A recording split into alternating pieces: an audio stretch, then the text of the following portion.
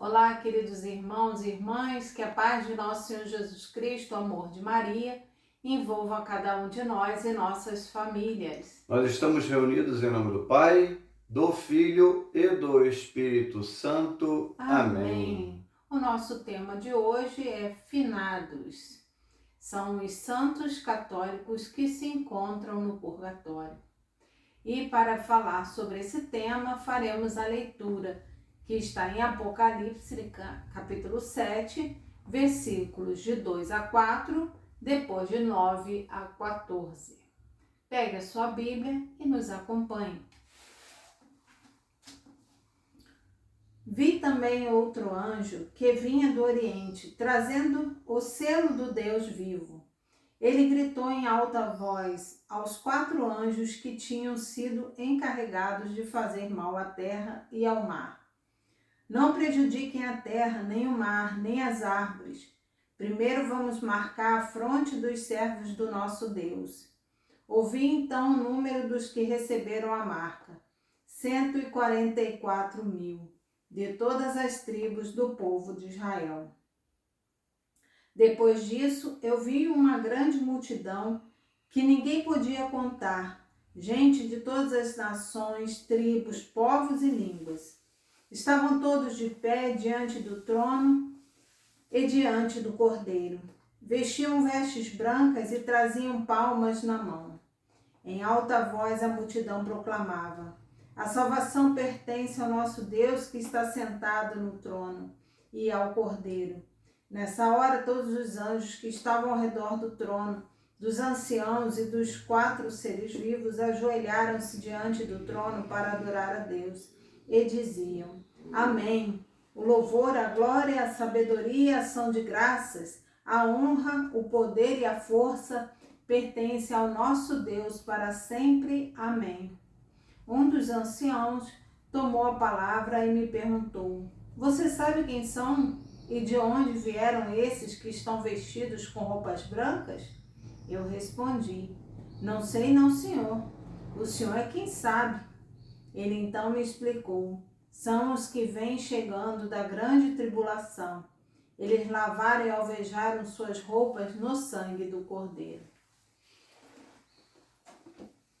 Essa festa de todos os santos e finados começou na igreja no século XI, no monge beneditino, aonde o abade, para festejar os santos beneditinos que estavam no céu, instituiu a festa para os santos. E no 1º de novembro, e no dia seguinte, no dia 2 de novembro, ele fez uma outra festa para rezar por aqueles santos beneditinos do mosteiro que estavam no purgatório pagando as suas penas. Por isso que um dia antes nós comemoramos os santos que estão no céu e no dia seguinte nós comemoramos os santos que estão no purgatório.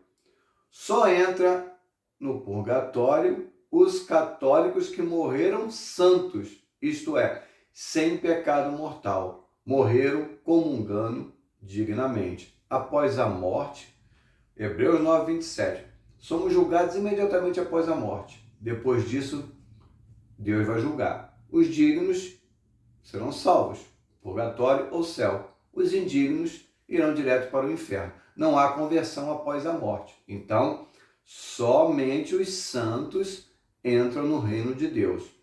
Então, essa festa vem para nos animar a seguir o exemplo daqueles que se imitaram Jesus. Como? Vivendo nos sacramentos. Então, a liturgia fala hoje de milhares e milhares de pessoas que morreram santas de todas as partes do mundo. Então, de todas as línguas e todos os povos. Isso quer dizer o quê? Que existe uma salvação extraordinária para quem não vive nos sacramentos. Mas essa salvação ordinária de outras religiões, só Deus conhece. Tá? Nós temos santos que não receberam a marca de Deus pelo batismo de Jesus. A gente comemora, primeiro protomártir, São José, São João Batista. Eles não receberam o batismo de Cristo, porque morreram antes. do mesmo modo, muitas outras pessoas que não conheceram Jesus, não sabem que Jesus existiu, mas que, como São Paulo nos fala em 1 Coríntios 7, eles praticaram o evangelho sem conhecer, ora se condenando, ora se absolvendo. Então, esses que morreram de acordo com a vontade de Deus, que não conheceram Jesus, esses, mesmo não estando vivendo nos sacramentos, conseguiram a salvação extraordinária, que a igreja não sabe como, só Deus. A igreja só anuncia a salvação ordinária, aquilo que foi revelado por Jesus no Evangelho e que a igreja mantém esse testemunho na tradição apostólica de 2000 anos. O Novo Testamento são documentos da Igreja Católica escritos de acordo com a transmissão do Evangelho, ou seja, de acordo com a tradição. Então, os evangelistas e os que escreveram as cartas apostólicas, eles escreveram pelo aquilo que escutaram Jesus falar. Jesus falou, os apóstolos repetiram, os discípulos repetiram. Então, todos esses 27 documentos da Igreja Católica são a tradição católica vindo dos apóstolos. E ela só anuncia aquilo que foi revelado. Então, a salvação ao batizado vem exclusivamente dos sacramentos. Por isso que nós não podemos faltar à missa ao domingo. Porque faltar à missa é pecado mortal.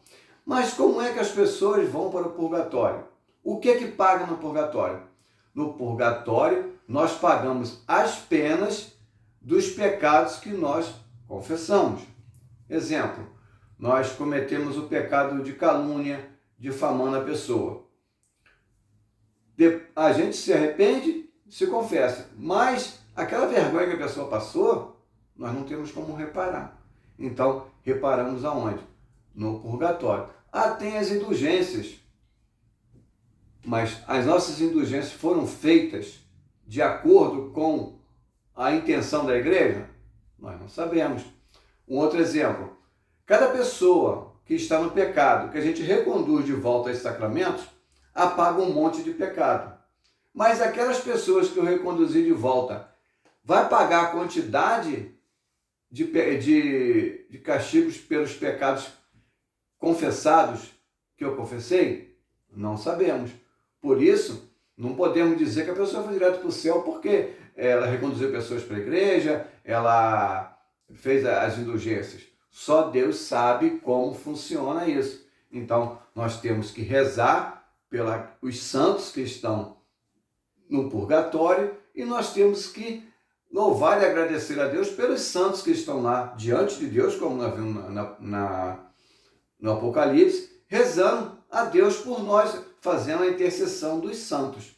Porque na igreja, quando a igreja canoniza um santo, não é que ele ficou santo porque a igreja canonizou. Não.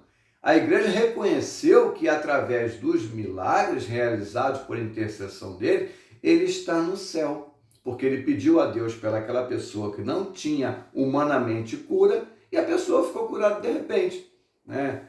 Primeiro, como é que acontece isso? A diocese vê uma pessoa que viveu conforme o Evangelho e faz um levantamento, levanta os documentos, tudo da vida dela, como ela viveu, e manda para o Vaticano. No Vaticano, eles vão analisar aqueles documentos. Então, quando a diocese faz, é um servo de Deus que foi levado para análise do Vaticano. Se as atitudes dele foram heróicas, ele é considerado um venerável. Quando ele é vulnerável, a diocese já pode fazer culto público, pedindo às pessoas, pode pedir intercessão. E por que faz na diocese? Porque as pessoas conhecem. Quem não conhece aquele venerável, como é que vai pedir? Então, aquelas pessoas daquela diocese ou de outras, qualquer lugar do mundo, pode pedir a intercessão daquele venerável.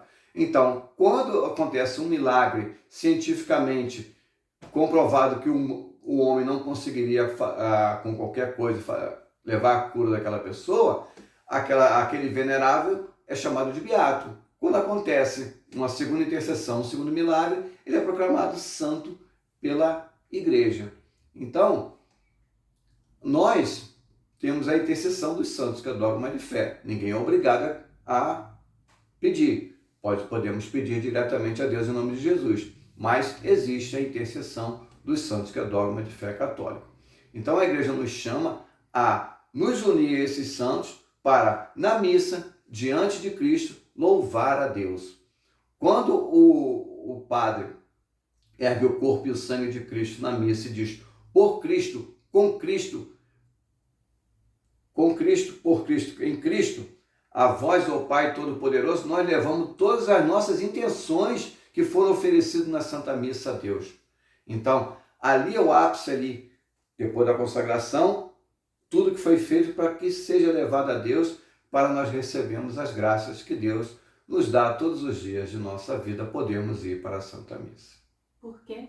Nada mudou desde Pentecostes. Nós estamos reunidos em nome do Pai, do Filho e do Espírito Santo. Amém.